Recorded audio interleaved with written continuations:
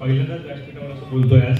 प्रवीण केंद्रे आपले महाराष्ट्राचे आराध्य दैवत छत्रपती शिवाजी महाराज, तसेच घटनेचे शिल्पकार बाबासाहेब आंबेडकर, तसेच आपल्या सर्वांचे लाडके म्हणजे आपले बच्चू भाऊ. मी आपले सर्वप्रथम आभार व्यक्त करतो, कारण की आपण हा एक आगळा वेगळा कार्यक्रम महेश बडे आणि जितू भाऊ यांच्या माध्यमातून आयोजित केलेला आहे.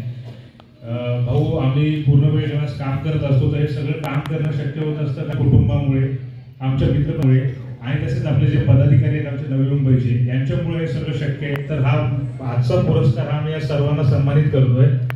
आणि भाऊ, हा पुरस्कार म्हणजे एक नवीन जबाबदारी आमच्यावर आलेली आहे.